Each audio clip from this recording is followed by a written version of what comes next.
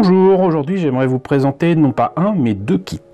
Alors ça fait une éternité que je vous ai mis ça de côté, je ne compte même plus le nombre de mois, peut-être d'années, que non seulement je l'avais mis sur une pile, mais surtout j'avais déjà commencé à prendre des photos, des informations, etc. Pour vous en parler, je les avais très sincèrement oubliés dans un coin. Là je viens de remettre la main dessus et donc je voudrais vous parler de maquettes qui sortent un peu de l'ordinaire, avec un design qui sort encore plus de l'ordinaire, de Zeta Gundam, voire Double Zeta Gundam, je ne sais plus trop, mais il me semble que c'est dans Zeta Gundam, avec donc des high grade HGUC, High Grade Universal Century, des kits qui commencent déjà à dater, parce qu'ils datent quand même de 2006. Il s'agit du Gaza C. Alors moi, pour tout vous dire, en fait parmi les premiers Gunpla que j'ai eu le Double Zeta Gundam, mais peu de temps après, j'avais eu surtout le Gaza D, qui lui par contre correspond effectivement, certainement, à Double Zeta Gundam.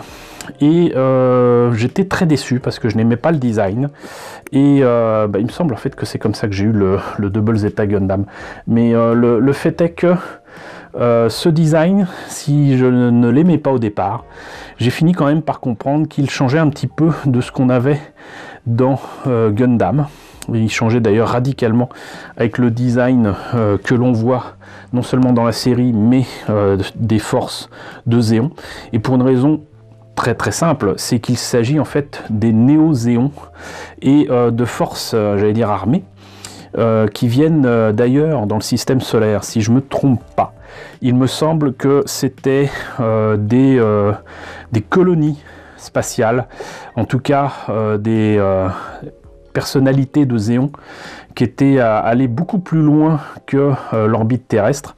Je ne sais plus si c'était sur Mars ou carrément Jupiter, mais une chose est sûre, c'est que quand ils sont revenus vers la Terre et qu'ils ont découvert que la République de Zéon n'existait plus et que ça avait perdu face à la Fédération, évidemment leur sang n'a fait qu'un tour et ils ont proposé aux survivants de les aider.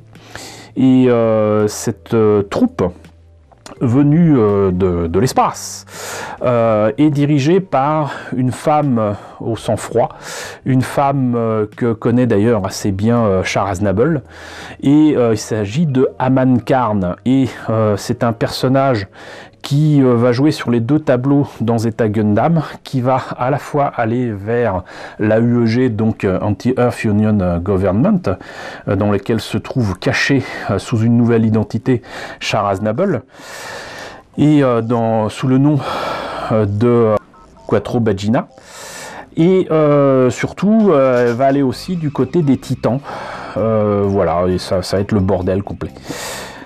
Ce kit de 2006, en fait, on l'a attendu longtemps, puisque si on a eu le Gaza D, le Gaza C, si je me rappelle bien, on ne l'a pas eu, en fait, à cette époque-là, donc de Zeta Gundam en 85-86. Il me semble qu'il n'existait pas du tout en plastique, il n'existait qu'en garage kit, et peut-être même en soft-vinyle, ou en tout cas en résine. Je ne crois pas qu'il ait été réalisé non plus au 1/100e. Donc, en tout cas, c'est ce qui a motivé mon achat en 2006 pour ces deux maquettes, puisque je vous ai trouvé à la fois le Gaza C de base, dans un rose fuchsia qui ferait pâlir d'envie Char Aznable avec son Zaku, et tant qu'à faire, on reste dans les violets et les fuchsias avec le Gaza C qui a été fait spécialement pour Aman Karn, et ça c'est un modèle qu'on ne voit en fait que dans les films de Zeta Gundam. Il faut savoir qu'en fait Zeta Gundam, qui date de 85, est une excellente série, un peu longue cependant, mais qui fait partie des rares titres de Gundam qui n'avaient pas été adaptés pour le cinéma. La première série était sortie au cinéma. Certaines OEV sont sorties au cinéma, avec 0083, F91 est un film à part entière. Il y a eu des films de Turn et Gundam, des choses comme ça, mais certains titres de Gundam n'ont pas été adaptés pour le grand écran. Et il faut dire que de toute façon l'histoire est tellement complexe que ça aurait été compliqué. Et très tardivement, donc au milieu des années 2000, donc est sorti au Japon des films de Zeta Gundam qui ont modifié certaines scènes, ont redessiné et réanimé tout ce qui était avec des mechas, ont rajouté certains éléments comme justement le gaz AC violet. Et donc ça a été l'occasion de ressortir des kits comme celui-ci et de remettre en avant donc ce titre vraiment très apprécié qui est Zeta Gundam. Donc tout ça pour vous dire que entre la sortie des films, le fait que c'était enfin un kit inédit, mais de Zeta Gundam qui date de 85, tout cela a fait que je me suis dit tiens, on va mettre la main dessus.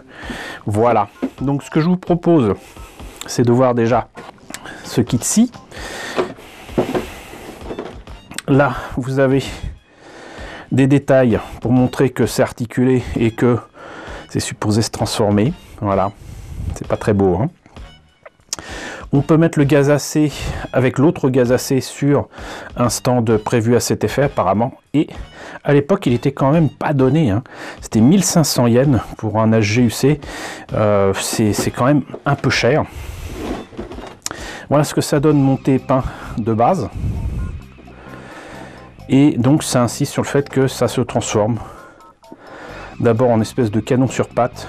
Et ensuite canon avec des pattes d'oiseaux de proie, je sais pas. C'est très laid.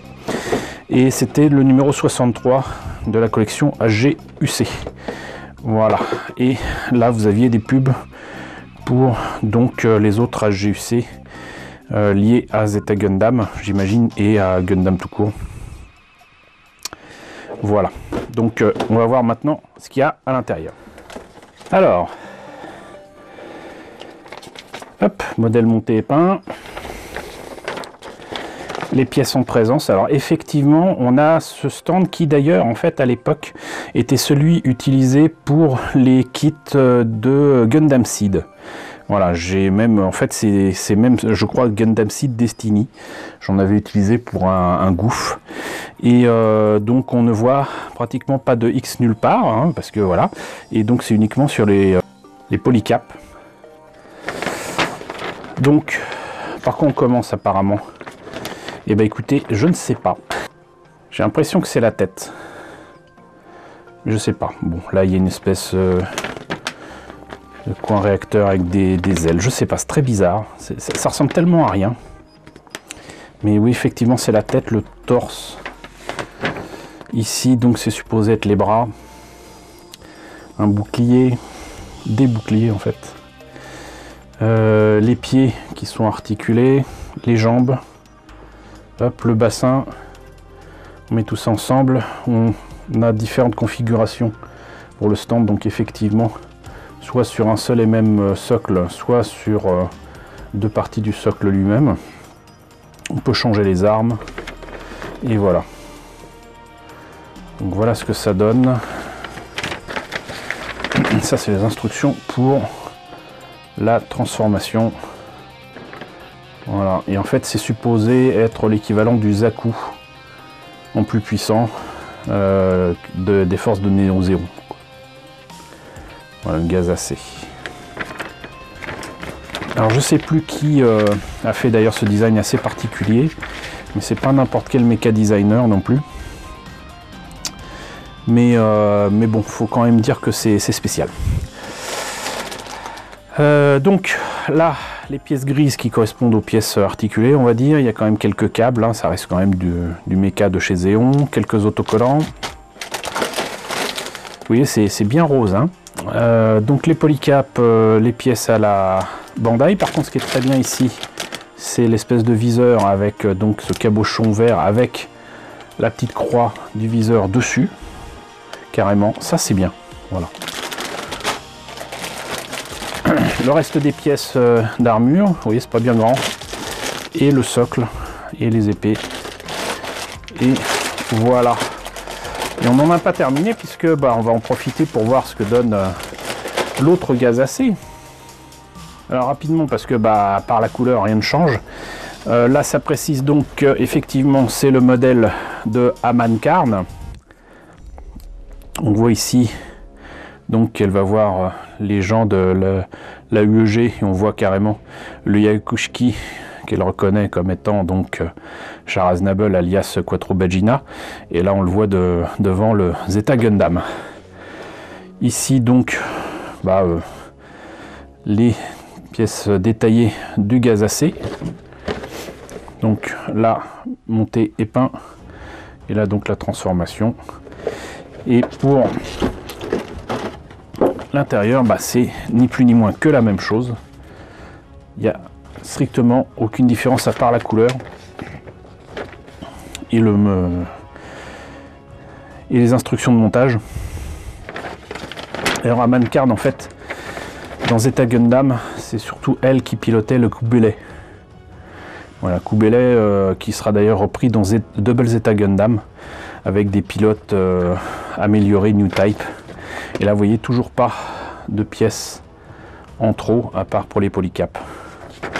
Donc voilà, c'est exactement la même chose, si ce n'est qu'on peut l'ajouter au Gazacé rose.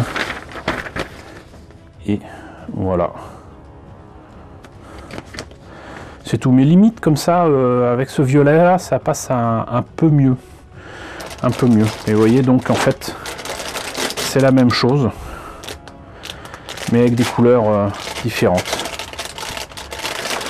Un peu plus lavande. Voilà. Donc écoutez, voilà.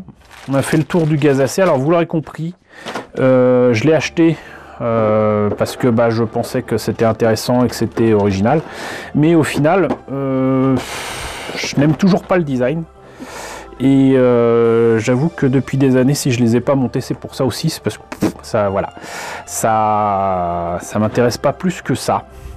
Donc on verra si j'en fais quoi que ce soit un jour ou non, ou si je m'en débarrasse. On verra. Reste que donc je les avais, je vous les ai présentés. Vous savez déjà à quoi vous en tenir pour ce design assez particulier sur les films de Zeta Gundam. Et donc j'espère quand même que cette présentation vous aura intéressé. N'hésitez pas à me dire ce qu'il en est dans la section commentaires. N'hésitez pas à liker, n'hésitez pas à partager. N'hésitez pas à vous abonner si ce n'est pas déjà le cas. Coucou aux nombreux abonnés qui nous ont rejoints ces derniers temps. Bienvenue ici. Coucou aux grands anciens qui me suivent depuis 4 ans. Merci à tous de votre fidélité, merci à tous de votre soutien sur Tipeee et sur Paypal. Je vous laisse avec le générique de fin, avec les contributeurs de la chaîne, et je vous dis à très bientôt pour de nouvelles maquettes Zeta Gundam.